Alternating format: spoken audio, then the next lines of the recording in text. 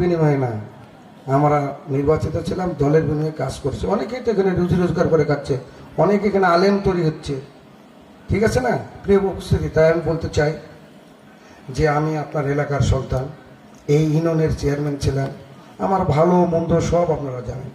অনুরূপভাবে উপজেলা চেয়ারম্যান ছিলাম, বিরোধী দলে ছিলাম, অনেক মামলা মোকদ্দমা করছি, উন্নয়নের কাছে থাকতে পারিনি, কিন্তু আমার নিজের আচরণে কারোর সঙ্গে অসৎ আচরণ করার চেষ্টা করি না ইনশাল্লাহ। তাই আমি বলতে চাই, আমাদের পশ্চিম বাগমার একটা অবহেলিত এলাকা, অবহেলিত এলাকা কিনা বলেন। আমরা এখান থেকে যেতে হয় 25-30 কিলোমিটার বিভিন্ন অফিসে যেতে হলে। আমাদের মা বোনের কোনো অসুখ হলে এখানে তো স্বাস্থ্য সেবা করে পিছিয়ে রাজশাহীতে নিয়ে যেতে হয় 50 কিলোমিটার ধরে। গরু ছাগলের কোনো অসুখ হতে হলে বন যেতে হয়, কিংবা পার্সোনাল কোনো ডাক্তার নিয়ে আসতে হয় কিনা। শিক্ষা খাতের কথা যদি বলেন, সকল ভালো শিক্ষা প্রতিষ্ঠান সেই এলাকায়, উন্নয়ন যত সব এলাকায়, ফায়ার সার্ভিস হয়েছে ওই এলাকায়, সব কিছু হয়েছে ওই এলাকায়। তাহলে আমাদের এলাকার মানুষকে আমরা চাই না এলাকার উন্নয়ন হোক, চাই কিনা বলেন। তাই আমি বলতে চাই, আপনাদের কাছে অনুরোধ রাখবো, আপনাদেরকে বুঝতে হবে, ব্যাটে বলে যদি না হয় ছক্কা হয় কি? ছক্কা হবে না। তাহলে মনে করেন সরকার যাচ্ছে একদিকে, আর এমপি যদি অন্যদিকে হয়, সেই এলাকায় কি উন্নয়ন সম্ভব?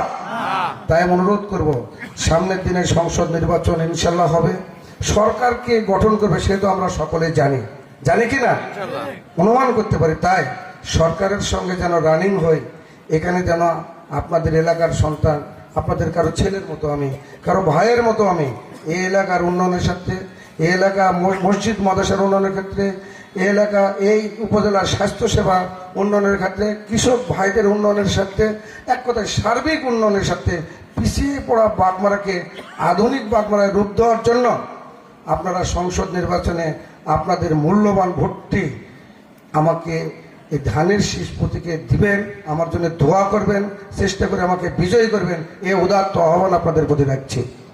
আমি আপনাদেরকে দায়িত্বহীন করতে বলছি, যদি আমি নির্বাচিত হই, যে কথাগুলো বললাম আপনাদেরকে সঙ্গে নিয়ে করব। বিশেষ করে পশ্চিম বাগমারায় হাট গাঙ্গপাড়ায় একটি পূর্ণাঙ্গ উপজেলা কয়জনে চাই আমরা বলেন, কয়জনে চাই প্রিয় ভাইরা আমার। তাই আমি একমাত্র এই স্বাধীনতার পর এই দল থেকে নমিনেশন পেয়েছি, তাও তো অনেক ষড়যন্ত্র, সোশ্যাল মিডিয়া তো দেখতে পাচ্ছেন, এই নমিনেশন থবো না, এই নমিনেশন থাকবে না, এই হলো নমিনেশন চেঞ্জ করে আল্লাহ দিয়েছে, দিয়েছে কে সম্মান আল্লাহ রাব্বুল আলামিন। আমার কিন্তু অর্থবিত্ত নেই, কাউকে ঘুষ দিয়ে এই কাজ কিন্তু আমরা করি নাই। তাই আমি অনুরোধ করব, এই এলাকার সার্বিক উন্নয়নের সাথে পশ্চিম বাগমারা হাট গাঙ্গপাড়া একটা পূর্ণাঙ্গ উপজেলার সাথে আপনাদের মূল্যবান ভোটটি দেবেন, আমাকে আমার জন্য দোয়া করবেন, আর 10টি ভোট সংগ্রহ আমার বিজয়ী করবেন, এই উদাত্ত আহ্বান রেখে আমি যে কথাগুলো বললাম, কথাগুলোর মধ্যে যদি ভুল ত্রুটি থাকে ক্ষমাসুলভ দৃষ্টিতে থেকে, অতীতে চলার পথেও যদি কোনো কথায় কষ্ট পেয়ে থাকেন আমি ক্ষমা চাচ্ছি, ক্ষমা করে দেবেন। এই ক্ষমা চেয়ে নিয়ে বিশেষ করে যার কাছ থেকে একটু দুষ্টমি করে আমি মাউথ পিস নিয়েছি, আমাদের সে প্রধান বক্তা আমাদের ফারুকি ভাইয়ের কাছ থেকেও ক্ষমা চেয়ে নিয়ে আমি আমার সংক্ষিপ্ত বক্তব্য শেষ করছি।